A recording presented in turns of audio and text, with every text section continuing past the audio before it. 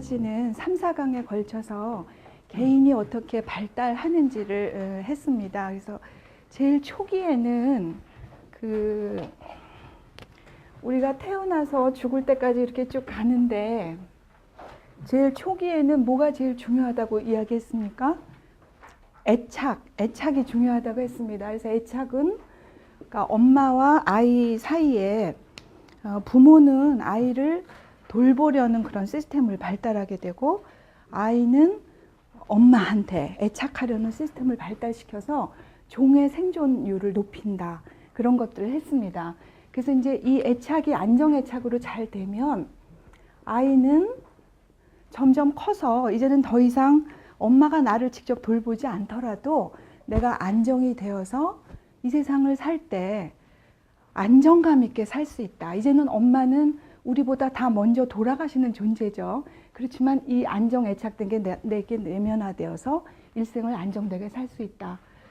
모든 인간은 아기로 태어나기 때문에 그 마음 안에 일생 내내 무슨 마음이 있다 그랬습니까? 내가 굉장히 작은 느낌. 인간은 어떤 위인도 내가 굉장히 작다는 느낌을 평생 동안 가지고 간다. A sense of smallness라고 이야기를 합니다.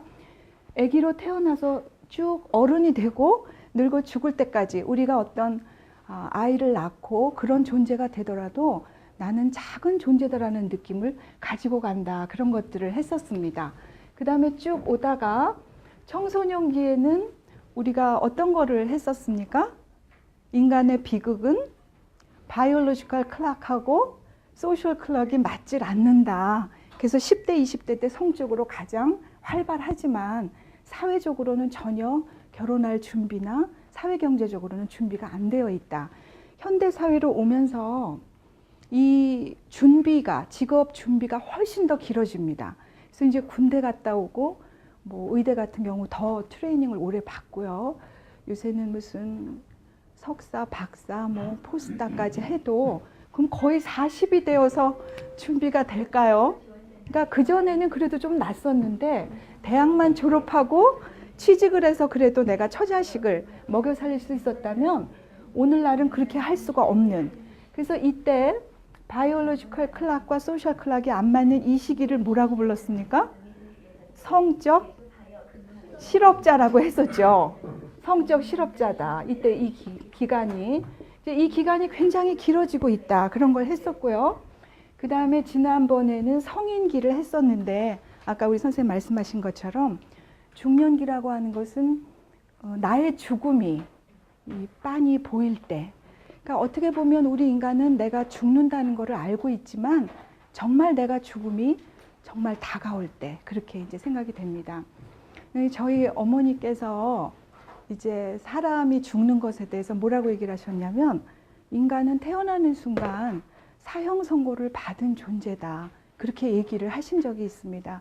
그래서 이제 죽는다는 걸 우리는 알고 있지만 그래도 그것을 전혀 타인은 죽어도 나는 안 죽을 줄로 아는 그런 마음을 갖고 일생을 살아간다. 그렇게 했었습니다. 그래서 이제 쭉 가다가 노년기 되면은 이제 진짜 그 죽음이 바로 앞에 이제 목전에 있는데 이런 어떤 그 인간의 개인 발달을 이야기를 했었습니다. 그런데 이 개인의 발달이라는 것이 그냥 진공 속에서 되는 것이 아니라 어떤 맥락이 있습니다. 근데 그 맥락이 뭐냐면 바로 다름 아닌 가족입니다. 우리는 인간이 어디서 태어나냐면 가족 안에서 태어납니다. 인간은 한 사람의 남자와 한 사람의 여자가 결혼해서 태어난다고 이야기를 했습니다. 그러니까 우리의 기원은 다시 말해서 엄마 아빠다. 그리고 엄마 아빠에게서 DNA를 받고 그 다음에 저희가 애착 계속 이제 청소년기까지 환경이 중요하다 그랬는데 그 기본 환경을 마련해주는 맥락이 바로 가족이다 하는 것입니다. 근데 이제 가족을 보면 우리는 가족 그러면 어떤 이미지가 떠오를 수 있습니다. 그러니까 이제 초기에는 한 1960년대, 70년대 이때만 해도 가족 그러면 엄마, 아빠, 미혼 자녀 둘. 왜냐하면 아들, 딸 구별 말고 둘만 낳아 잘 기르자였기 때문에 그런 그림이 이제 떠오릅니다. 근데 오늘날은 가족이라는 어떤 그 정형이 없어졌습니다.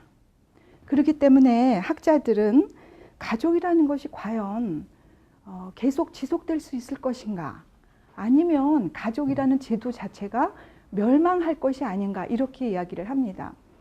그러나 인간이 한 사람의 남성과 여성 사이에서 태어나는 한 가족은 변화될지언정 지속될 것이다, 이렇게 보는 그 이론이 있습니다. 그래서 이제 오늘은 가족에 대해서 하는데, 제가 이제 약간 도발적으로 가족이란 것이 낙원인가 사막인가 아니면 여관인가 이렇게 제목을 붙였습니다. 우리가 웃는 이유는 그 낙원일 경우는 상관이 없겠지만, 왠지 나의 가족은 사막 같고 왠지 나의 가족은 여관 같고, 심지어는 요새는 교차로 비유도 씁니다. 그러니까 그 패밀리 멤버가, 그러니까 가족 구성원이 왔다 갔다 하고 잠시 스쳐 지나갈 뿐이지 가정이라는 것이 도대체 무엇인가, 이렇게 이야기를 하는 것이죠.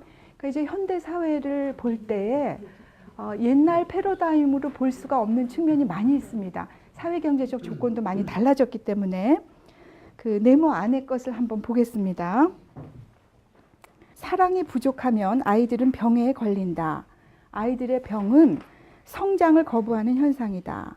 아이들이 병마에 시달리는 현상은 사랑이 아니면 죽음을 달라는 무언의 함성이요, 억울함을 하소연하는 시위이다. 그리고 의미 없는 어머니와의 괴로운 관계를 고발하는 소리 없는 절규이다. 아이들의 삶이 재미없는 이유는 어머니의 삶이 재미가 없기 때문이다. 이렇게 이제 대상관계 이론 학자인 임종렬 교수께서 이렇게 말씀을 하고 계십니다. 우리는 어떤 때에는 누군가를 위해서 뭔가를 해주는 것을 굉장히 중요하게 생각하지만, 때로는 제가 지난 시간에도 말씀드렸지만 무엇을 하고 개선하고 하는 것보다는 있는 그대로 받아들이고 내가 내 삶을 살고 내 목소리를 낼 때 어쩌면 상대도 더 편애하고 자기 삶을 살 수 있는 것인지도 모르겠다, 이런 생각을 합니다. 저희가 아동기에서 굉장히 재밌게 했었던 것은, 부모님들은 우리 아이가 왜 이렇게 내 말을 안 듣나 라고 하지만, 우리는 어떻게 배웠습니까? 부모들이 아이들의 말을 안 듣는다라고 했습니다. 이거는 굉장한 역전입니다.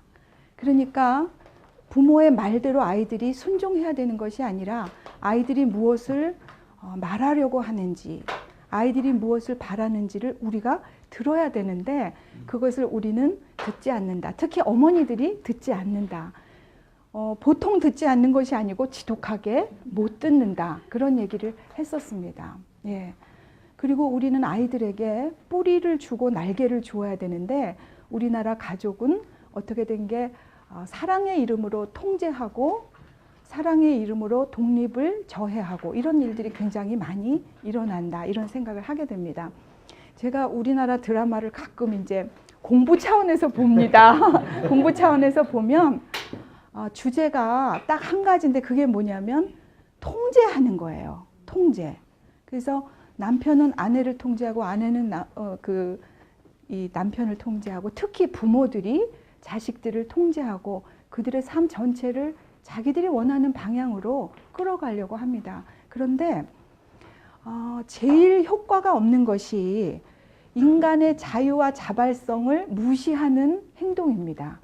그거는 그때부터 벌써 효과가 없게 마련입니다. 그런데 우리 부모들은 그것을 착각하고 공부해라, 뭐 해라, 거짓말하지 마라, 이렇게 이야기를 합니다. 우리가 이야기를 하면 그대로 된다 그러면 어쩌면 문제는 굉장히 간단합니다. 그런데 거짓말하지 마라, 공부해라 하면서 우리 부모들은 거짓말을 하고 공부를 안 하기 때문에, 아이들은 무엇을 보냐면 그 부모의 핵심을 보는 것이지 말을 보는 것이 아닙니다. 그래서 효과가 없는 것이죠. 네, 이제 그렇게 되는 것을 저희가 많이 발견하게 됩니다. 자, 그 다음에 그 버지니아 사티어라고 가족 치료 이론가입니다. 여성분인데, 이분이 뭐라고 얘기를 했냐면, 이때가 아마 한 5살 때로, 거기 5살 때라고 되어 있죠.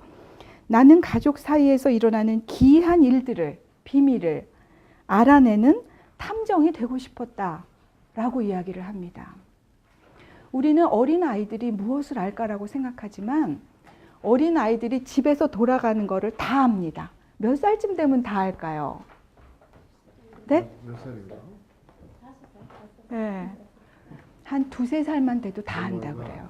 그리고 그 제가 이제 지지난 시간에 에릭슨에 대해서 설명을 드렸는데 우리의 감정이 초기에는 이제 신뢰냐 불신이냐 그 다음에 수치심 뭐 이런 것들을 하고 그 다음에 죄책감 했는데 수치심이 그때에 의하면 한 2~3세 요때 발달하는 걸로 되어 있지만 최근 연구 결과에 의하면 훨씬 더 연령이 내려갔습니다. 한 3개월 정도로 봅니다. 네.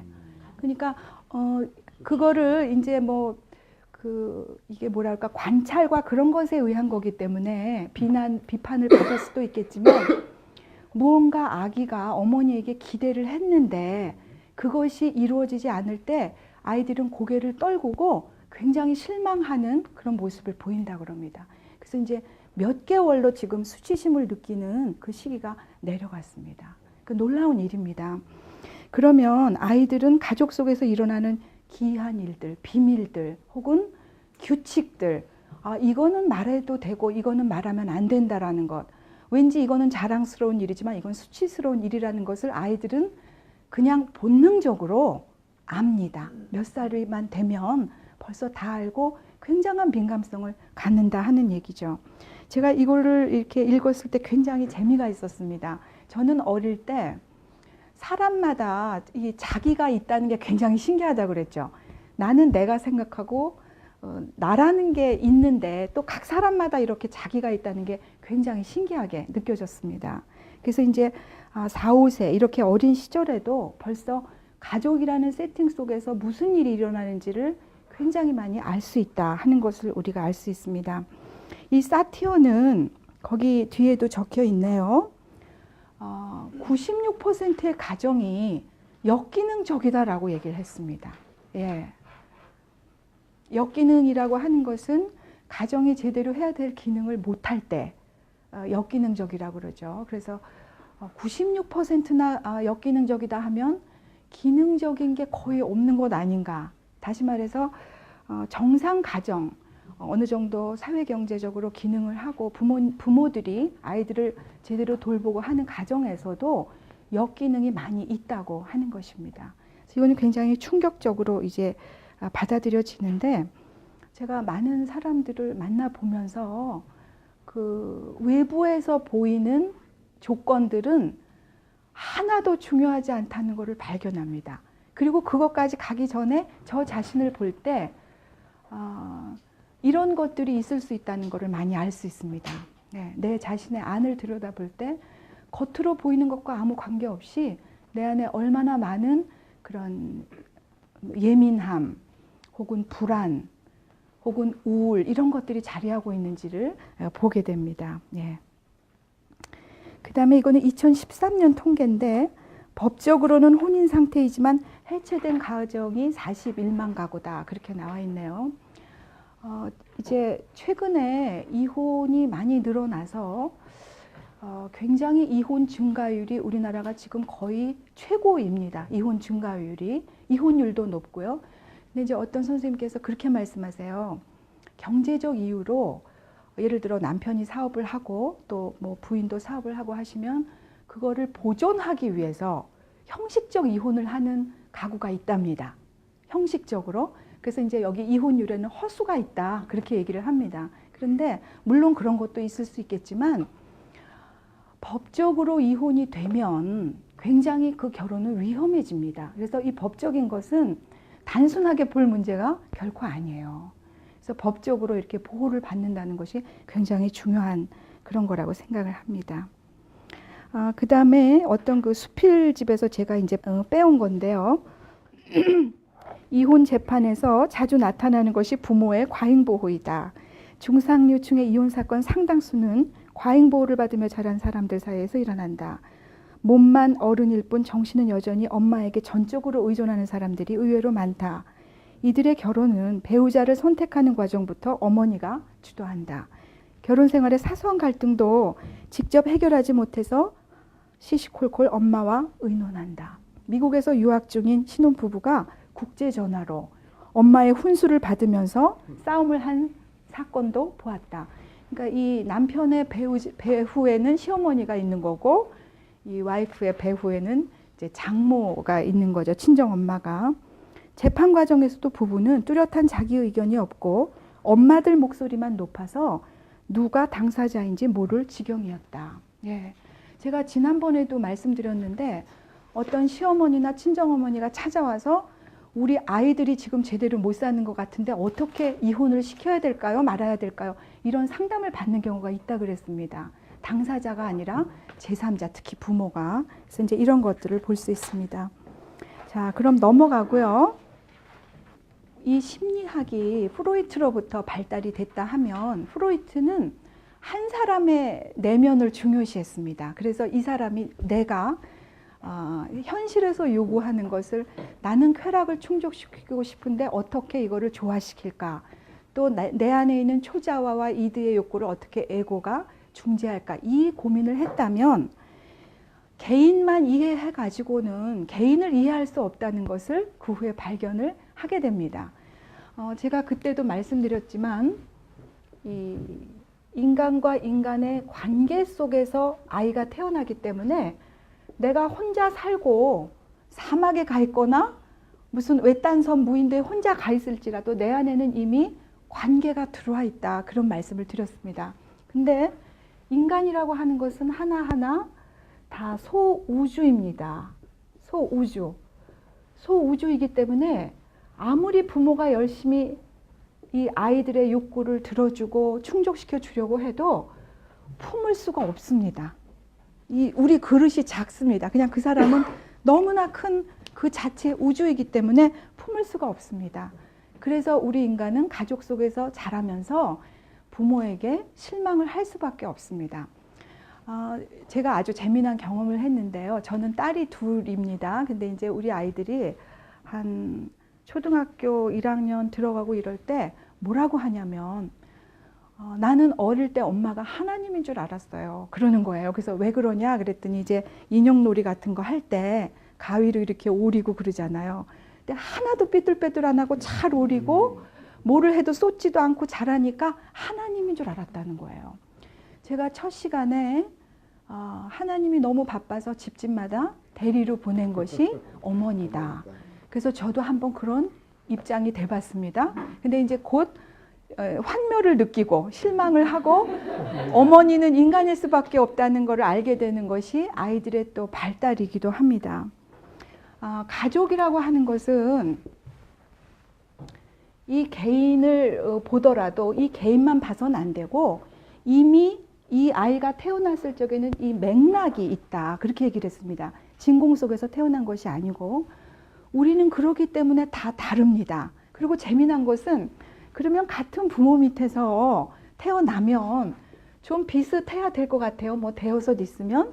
그런데 어때요? 너무나 다릅니다.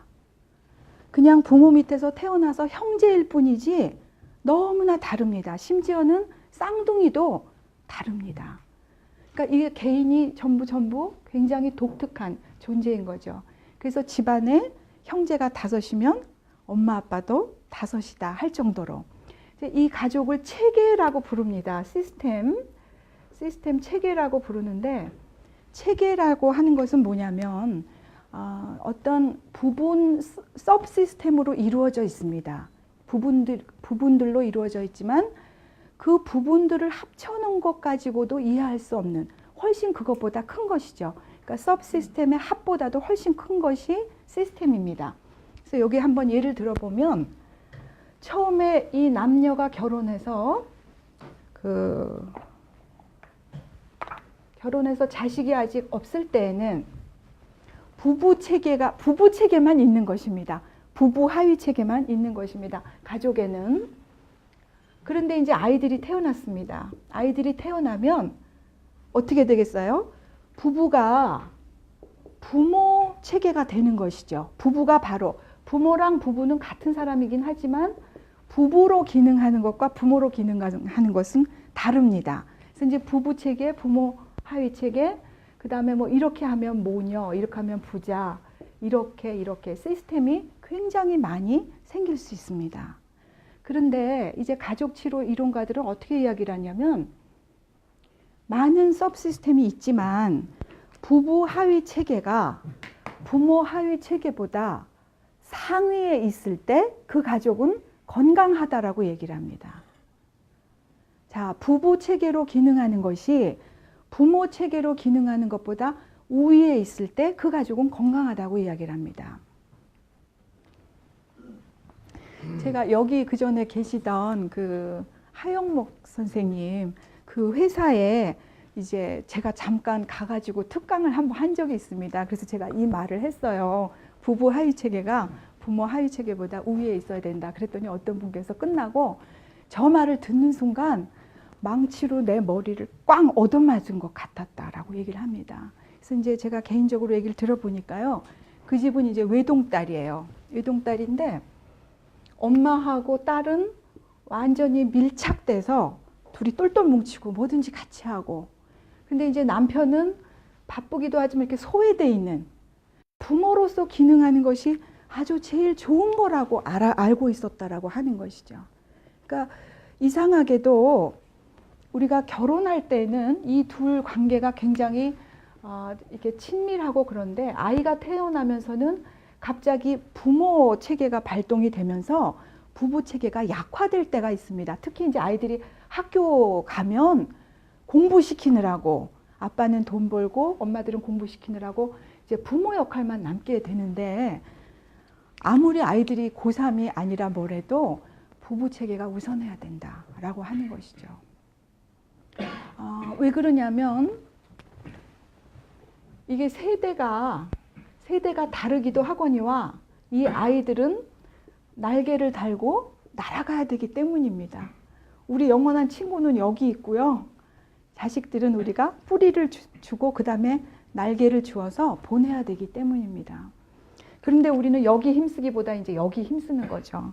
근데 저거는 이유가 있습니다. 우리가 바보라서 그런 게 아니라 이제 너무나 살기가 힘들기 때문에 아이들이 제대로 공부를 해야 여기서 직업이라도 제대로 가질 거다라는 불안 때문에 그렇게 되는 것이죠. 우리나라 사회의 어떤 독특성이다 이렇게 생각이 됩니다.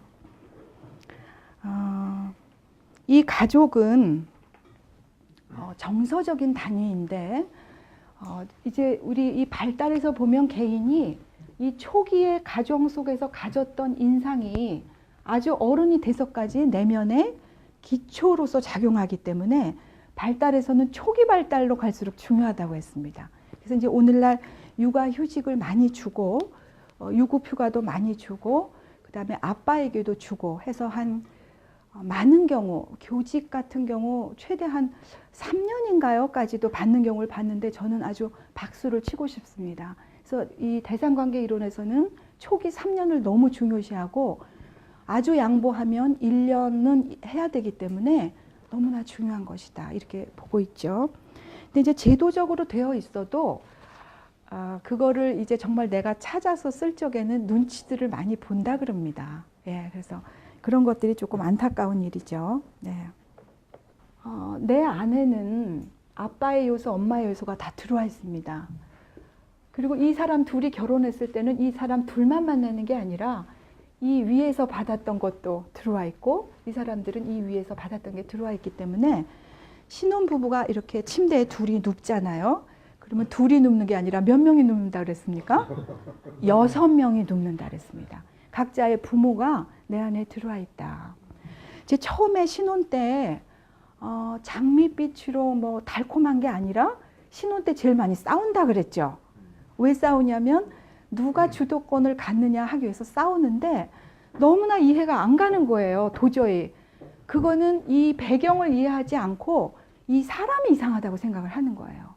근데 그 배경을 이해하게 되면 이 사람은 저 가족 속에서 내가 서바이벌 하느라고 이런저러한 방어 기제를 혹은 이런 식의 방향으로 이렇게 적응해 왔구나 라는 것이 보이면 이제 뭔가 마음에 연민이 생길 수 있는 거죠. 우리가 남자와 여자가 사랑해서 결혼한다고 이야기를 합니다. 그런데 제가 가만히 보니까요, 저도 그렇고 사랑해서 결혼한 게 아니에요. 사랑을 받으려고 결혼한 거고요. 부모에게서 받지 못한 것을 받으려고 결혼한다 그랬죠. 그걸 무의식적 결혼이라고 했습니다. 사랑해서 결혼하면 내가 남편에게 하는 것이 힘이 안 들고 뭔가 더 계속 해주고 싶고 할 텐데 내가 못 받아서 억울한 것만 이렇게 기억이 나거든요. 그거는 무슨 뜻일까? 우리는 받으려고 결혼하는 것 같습니다. 그러니까 굉장히 이기적이란 얘기죠. 최근에 이제 어떤 분이 그런 말씀을 하세요. 이제 요새는 남아 선호가 아니라 여아 선호다. 그래서 왜 그러냐 그랬더니요. 남자들이 이제 한 30쯤 되면 부모님이 집을 해줘야 결혼을 시킨대요. 그죠? 남자들이 그래도 아직도 집을 해야, 그러면 전세를 하려면 뭐 최소한 뭐 얼마가 있어야 된다면서요. 그러니까 돈이 많이 드는데 여자들은 뭐 살림을 아무리 해도 그거에 몇 분의 1밖에 안 된답니다. 그래서 제가 이렇게 뒤집어 보니까 역시 딸이 좋다는 것도 딸을 키우면서 내가 정말 즐겁고 감사하고 이래서 좋은 게 아니라 내가 돈이 안 들어서 좋다? 그러니까 부모조차도 굉장히 이기적인, 내가 뭔가 좀 주고 싶지 않은 그런 어떤 느낌을 제가 받습니다. 예. 그래서 이제 가계도를 보면 굉장히 가정의 특성이 있습니다. 그래서 이제 처음에 가족치료 이론이 발달한 것은 정신분열증 연구하다가 발달이 됐습니다. 미국에서 1940년대, 50년대. 왜 그러냐면 정신분열증은 지금도 왜 저런 증상이 나오는지 아직 이해하지 못한 것 중에 하나입니다. 그럼에도 불구하고 약이 좋아서 최근에는 이거를 컨트롤하면서, 그러니까 그 중증, 경증 그거는 물론 차이가 있겠지만 상당히 이렇게 그 약을 먹으면서 기능할 수가 있는데, 어떤 사람들을 도저히 이해할 수 없기 때문에 이 정신분열증이 나오는 가족은 어떤 특성인가를 연구하다가 가족 치료가 발달을 하게 됐습니다. 근데 이제 가족이라고 하는 것은 유전적 특성도 있고 환경적 특성도 있기 때문에 상당히 어떤 집안은 뭐 우울증이 높다 그러면 그 집안은 우울증이 확실히 많고요. 정신분열증 그러면 역시 많고, 자살 같은 것도 어떤 그 집안 내력으로 높은 집이 있습니다. 그래서 이제 이 집안 배경을 본다는 것이 굉장히 중요한 그런 것이 되는 것 같습니다. 그래서 이제 가계도를 통해서 나를 이해할 수가 있는 거죠.